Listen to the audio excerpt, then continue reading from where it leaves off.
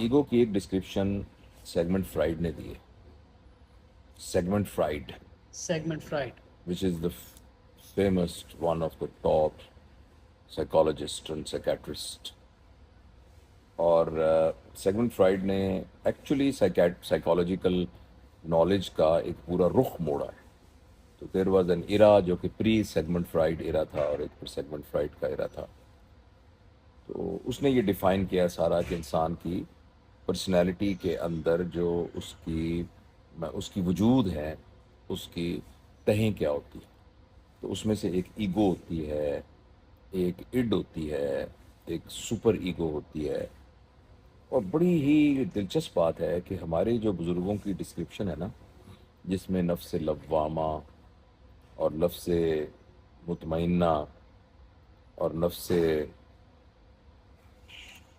ایک اور میرے ذہن میں بھی لفظ آ جائے گا، وہ اس کے ساتھ نا بڑا ایکویٹ کرتا ہے بہت زیادہ. تو انسان کی جو اپنی ریکگنیشن ہے نا، وہ حوالے جن کے ذریعے سے انسان اپنے آپ کو پہچانتا ہے نا، وہ اس کی ایگو ہوتی ہے. ان تمام ریفرنسز کا جن کے ذریعے سے وہ اپنے وجود کو ڈیفائن کرتا ہے.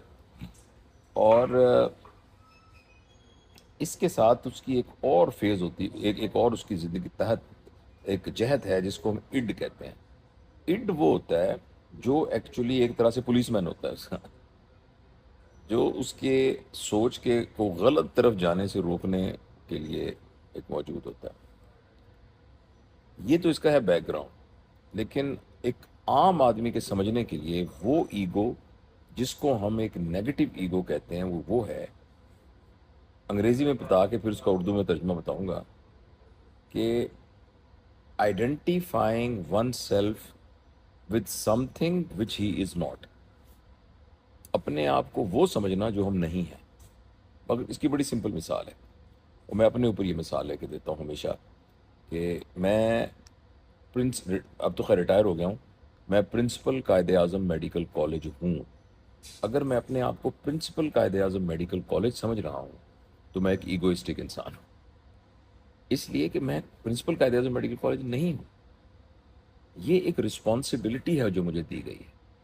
لہٰذا وہ تمام چیزیں جو میرے حوالے ہیں، میرے ریفرنسز ہیں، ان ریفرنسز کو اپنا آپ سمجھنا اور اپنے آپ کے ساتھ آئیڈینٹیفائی کرنے لگ جانا، اس کا نام ایگو ہے.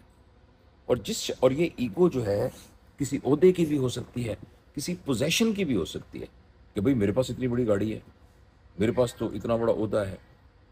اور یہ ایگو جو ہے تھاٹ کی بھی ہو سکتی ہے، کہ میں تو اپنے آپ کو یہ سمجھتا ہوں، تو اس کی بھی ایگو ہو سکتی ہے. لہٰذا جو ہمارے حوالے ہیں نا، بس وہ حوالے صرف ہماری رسپانسبلٹی اور ہماری پہچان کے لیے ہیں، لیکن ہم خود وہ نہیں ہیں. تو اگر اس کا نقصان کیا ہوتا ہے؟ اس کا نقصان یہ ہے کہ اگر میں یہ کہوں کہ میں principal Quaid Azam medical college ہوں، تو پھر مجھے ایک پروٹوکول بھی چاہیے. اگر میں کمرے میں آؤں، لوگ اٹھ کے کھڑے نہیں ہوئے، تو مجھے پروٹیکٹ کرنا پڑے گا اپنے principal Quaid Azam medical college ہونے کو. ہو سکتا ہے میں شاؤٹ کرنے لگ جاؤں، ہو سکتا ہے میں ڈانٹنے لگ جاؤں، ہو سکتا ہے پھر میں کسی کو اتھارٹی تھمپ کر کے ثابت کروں، آپ انسلٹڈ فیل کریں گے، اور نہیں، میں ازرٹ کر کے لوگوں کو بتاؤں کہ پتر مجھے کیسے تم نے نہیں سمجھا کہ میں principal Quaid Azam medical college. لیکن اگر میں یہ سمجھوں کہ میں تو جاوید اقبال ہوں، ہاں میری رسپانسبلٹی ہے کہ میں قائد اعظم میڈیکل کالج کا پرنسپل. اگر میں اس طرح سے سوچوں تو ان دیٹ کیس میرے اندر وہ ایروگنس نہیں آئے گی، اور میرے اندر کسی چیز کو پروٹیکٹ کرنے کی نہ ہوگی. تو یہ ہے ایگو، اور ایگو بڑی خطرناک ہوتی ہے. ایگو انسان کو سوری میری کھانسی کچھ ہوئے. ایگو جو ہے نا، یہ انسان کے اندر جو چھپے ہوئے امکانات ہیں نا، ان کے اظہار کے راستے میں بہت بڑا رکاوٹ ہوتی ہے. کیونکہ آدمی پھر پیور ہو کر نہیں سوچتا. آدمی جو ہے نیوٹرلٹی کے لینز کے ساتھ نہیں سوچتا، پری کنڈیشنڈ ہوتا ہے آلریڈی. جب آدمی پری کنڈیشنڈ ہوتا ہے تو ویسے ہی ہوتا ہے کہ جیسے وہ ہرے رنگ کی اینک سے سب کچھ دیکھ رہا ہے. اب اس کو ہر چیز ہری ہی نظر آئے گی، تو لہٰذا وہ اپنے ایگوئسٹک لینز سے دیکھتا ہے. تو یہ ہے اس کی سمری. اور ایگو ہرٹ ہونا کسے کہتے ہیں؟ ایگو دیکھو نا، انسان خود تو ہرٹ ہو ہی نہیں سکتا، کیونکہ وہ تو کچھ ہے ہی نہیں، اس کی تو حیثیت ہی نہیں ہے. ایگو ہرٹ یہی ہوتی ہے نا، کہ بھئی میں اس علاقے کا سب سے بڑا فلاں ہوں، میں سی ای او ہوں فار ایگزامپل. تو اب یہ ہے، یہ جو بات کی گئی ہے یہ میرے شایان شان نہیں تھی، لہٰذا میری ایگو ہرٹ ہو گئی. تو ego is actually protecting your references which actually you are not. اسی لیے جو بڑے ہوتے ہیں نا بزرگ، جن کی ایگوئسٹک نہیں ہوتے، وہ اپنے آپ کو لائن ایکچولی اگر دیکھا بھی جائے تو میری اور آپ کی حیثیت کیا ہے. اور دوسری بات یہ کہ دنیا کا ہر وہ شخص جو میں نہیں ہوں، مجھے کیا پتا وہ مجھ سے سپیریئر ہو، مجھے کیا پتا کہ اس کے پاس کوئی ایسی چیز ہو جو میں سوچ بھی نہیں سکتا، اسے کیا پتا مجھے کہ کوئی ایسی چیز وہ ہو اس کے پاس بتانے کے لیے جو میرے وہم و گمان میں بھی نہ ہو. ان ادر ورڈز، ہم ایک لائن لگی ہوئی ہے پوری دنیا میں، اور اس لائن کے سب سے آخر میں لگا ہوں. اگر میں لائن میں سب سے پیچھے ہوں تو I have nothing to lose. میں تو زیادہ سے زیادہ آگے جا سکتا ہوں نا، میں تو پہلے ہی آخر میں ہوں. تو جو انسان اس لائن میں اپنے آپ کو سب سے پیچھے سمجھ رہا ہوتا ہے، وہ بندہ ہوتا ہے جو ایگوئسٹک نہیں ہوتا. لہٰذا وہ کبھی ہرٹ ہی نہیں ہوتا، اس کو کوئی دھکا دے کے پیچھے بھیج ہی نہیں سکتا.